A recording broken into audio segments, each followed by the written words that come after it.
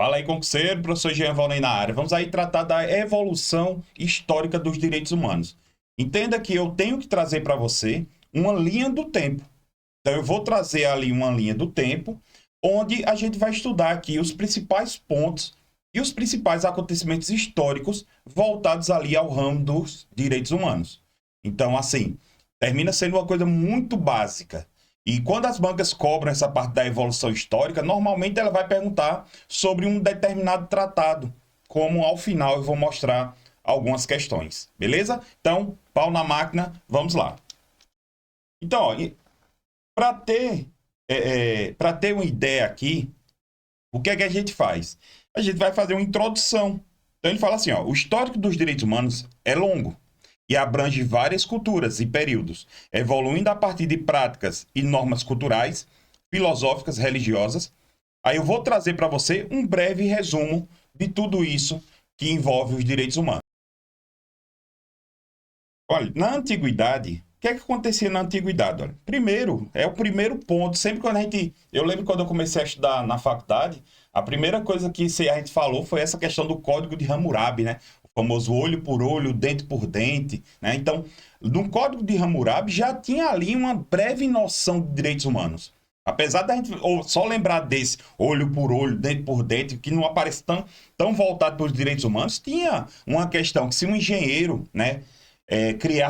Fizesse uma casa e a casa caísse e matasse alguém da família, a pessoa da família, né, do falecido lá, a família do falecido, podia matar o engenheiro, como se fosse ali um tipo de uma legítima defesa. Então, olha só o que é que fala aqui, ó. No antigo reino da Babilônia, o Código de Hammurabi é um dos primeiros conjuntos de leis escritos. Ele buscava regular relações e proteger pessoas mais vulneráveis, como escravos, mulheres, prevendo penas para os crimes específicos e medidas de justiça distributiva. Essa ideia de medida de justiça distributiva seria exatamente aquela ideia do olho por olho e dente por dente. Dentro do contexto de direitos humanos, tem também a questão religiosa, tem também a questão filosófica. Diversas tradições antigas traziam princípios de respeito à dignidade, como o judaísmo, hinduísmo, budismo e o confucionismo. Por exemplo, regras de ouro. Trate os outros como gostaria de ser tratado. Aí aparecem várias dessas tradições. Então, tenho aqui também nesse contexto religioso. Já avançando aqui para a Grécia e Roma Antiga, nós temos o quê? A democracia ateniense, lá no século V a.C., em Atenas surgiu um conceito de cidadania, de cidadão, que permitia aos cidadãos participarem diretamente da política. Contudo, essa cidadania era limitada apenas aos homens livres e não aos escravos. Já avançando para o direito romano, a partir do período da República, né, que seria ali a República de Roma, o direito romano introduziu conceitos que influenciaram os direitos humanos, como ius gentius, direito das gentes, que estabelecia normas básicas de convivência para todos, incluindo quem? Os estrangeiros. E também trazia ali a ideia, um embrião, seria mais ou menos ali um embrião do princípio da dignidade da pessoa humana, que também ele é previsto na nossa Constituição Federal, lá no artigo 1º, inciso 3. Tem também a questão do período medieval. Aqui sim, aqui as bancas já começam a cobrar. Porque a gente vai ter ali a nossa primeira Constituição, que termina sendo, para boa parte da doutrina, o marco inicial, né, do positivismo voltado ali para os direitos humanos, que seria ali a Carta Magna de João Sem Terra de 1215, lá no Reino Unido. Então ele fala aqui na Carta Magna, ele diz assim, ó, no Reino Unido, a Carta Magna foi um dos primeiros documentos, tá vendo, ó, a limitar o poder do rei e garantir direitos aos nobres, indiretamente aos cidadãos. Estabeleceu o direito a um julgamento justo e ao conceito de que o rei não estava acima da lei. Eu quero também trazer que a Carta Magna, ela previu a criação, ela traz ali como se fosse um tipo de uma criação do habeas corpus. Ela traz ali um filhinho do habeas corpus.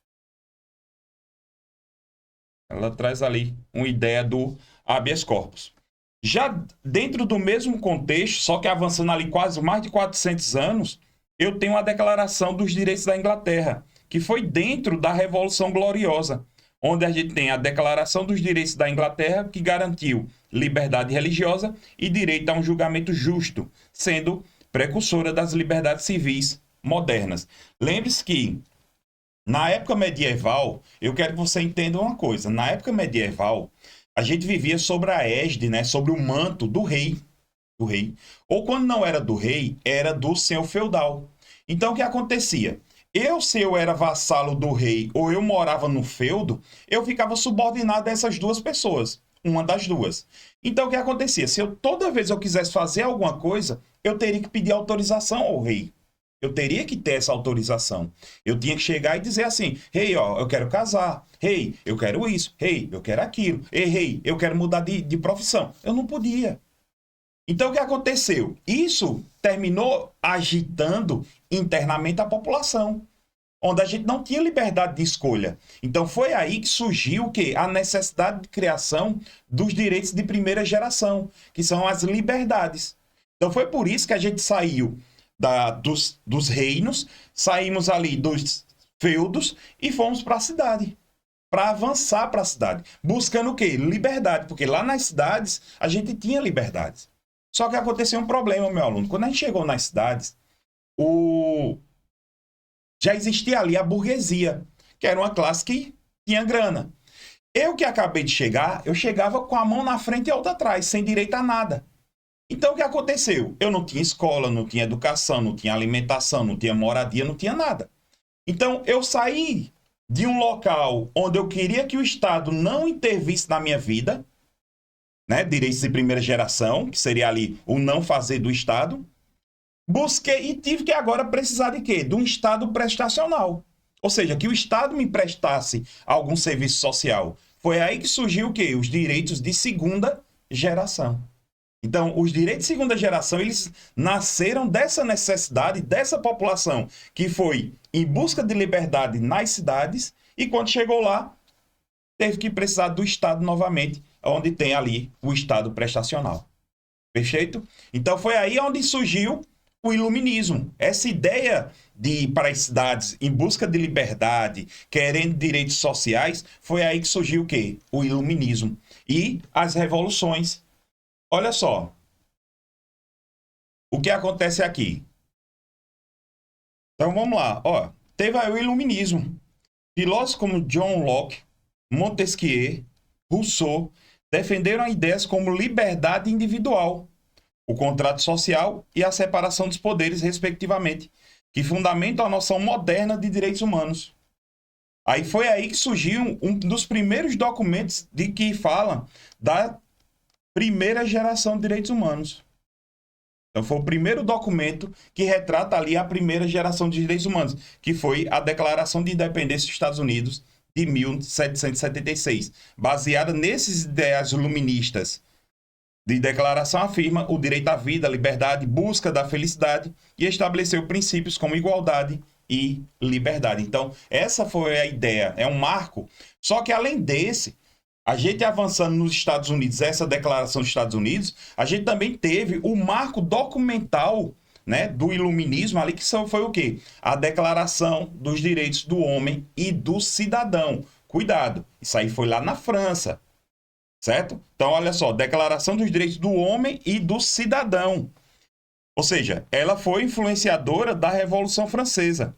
Essa declaração afirmou direitos universais, como a liberdade, igualdade perante a lei e a soberania popular. Foi dessa declaração que evoluiu para a Revolução Francesa, onde a gente tem ali a liberdade, igualdade e fraternidade, né? Seria ali aquele jargão muito voltado para o ramo dos direitos humanos. Avançando agora, a gente vai lá para o século XIX, século XX, onde vai ter ali o início da abolição da escravatura, vai ter ali o início dos direitos trabalhistas, garantia dos direitos trabalhistas, vai ter ali a Primeira Guerra Mundial, vai ter ali o embrião das Nações Unidas, né? Porque as Nações Unidas ela tentou ali nascer logo após a Primeira Guerra Mundial, mas não deu certo. Ali teve a Liga das Nações. Não deu certo porque aconteceu logo em seguida ali uma Segunda Guerra Mundial. Então eu tenho aqui, ó, a abolição da escravidão no século XIX. Muitos países começaram a abolir a escravidão. culminando em acordos internacionais contra o tráfico de escravos, e em 1865 a abolição do escravo foi consolidada nos Estados Unidos, com a 13ª emenda à Constituição. Movimento operário de direitos trabalhistas. Revolução Industrial trouxe condições de trabalhos abusivas, levando à organização do movimento trabalhista que defendia os direitos como a jornada de trabalho justa e condições seguras e salários dignos. Tenho aqui o contexto dentro da Primeira Guerra Mundial. Eu tenho a Liga das Nações, que foi ali um embrião das Nações Unidas, né? Vamos chamar assim. Um embrião das Nações Unidas. O início das Nações Unidas. E foi acontecer exatamente ali após a Primeira Guerra Mundial. A ideia era promover a paz, mas como nós vimos, não deu certo. E ela só veio voltar realmente a existir depois de 45. Onde surgiu o quê? A Declaração Universal dos Direitos Humanos, que termina sendo o marco da era moderna dos direitos humanos. Quando a banca se referir em marco documental da era moderna dos direitos humanos, da forma que nós conhecemos hoje, leia-se Declaração Universal dos Direitos Humanos. Então ele diz aqui, ó, a Segunda Guerra Mundial e o Holocausto, os horrores do nazismo e do Holocausto chocaram o mundo, levando à necessidade de criar uma base global de direitos. Foi aí onde, em 1945, foi fundada a Organização das Nações Unidas, cujo objetivo principal era preservar a paz e promover os direitos humanos. Foi aí que nasceu, em 1948, a Declaração Universal dos Direitos Humanos, que foi assinada lá na França, né, elaborada pela ONU. Essa declaração foi um marco de reconhecimento dos direitos humanos universais, dividida em 30 artigos que nós vamos trabalhar, abrangendo direitos civis, políticos, econômicos, sociais e culturais. Então, perceba que a DUDE, vamos chamar ela de DUDE, ela só trouxe direitos de primeira geração e direitos de segunda geração. Direitos de primeira geração, direitos civis e políticos, e direitos de segunda geração, direitos sociais, econômicos e culturais. Já o pós-guerra e a era dos direitos humanos, né? Então eu tenho várias convenções de direitos humanos. Depois da Declaração Universal de Direitos Humanos, eu tenho várias outras, onde eu tenho a Convenção para a Prevenção e Punição de Crime de Genocídio, Convenção sobre Direitos da Criança, que deu nascimento ao ECA. Essa convenção aqui, ela foi a base para o ECA. Convenção sobre a Eliminação de Todas as Formas de Discriminação contra a Mulher. Essa convenção aqui deu início à Convenção de Belém, certo? E temos aqui as declarações regionais, né? Onde a principal delas é a Convenção Americana de Direitos Humanos, também conhecida como Pacto de São José da Costa Rica. Conhecido como Pacto de São José da Costa Rica. Perfeito? E chegamos aqui ao século XX e o início do século XXI. Houve ali o início da descolonização, o movimento dos direitos civis, o pós-guerra, processo de descolonização das colônias europeias, onde eu tenho um movimento dos direitos civis, né, onde teve o início, ganhou bastante força, promovendo sempre a igualdade racial e o direito à autodeterminação. Direitos econômicos, culturais e sociais. Durante a Guerra Fria, o mundo passou a valorizar mais os direitos econômicos e sociais, com convenções como o Pacto Internacional dos Direitos Econômicos, Sociais e Culturais de 66, e foi lá durante a Guerra Fria. E direitos de grupos específicos.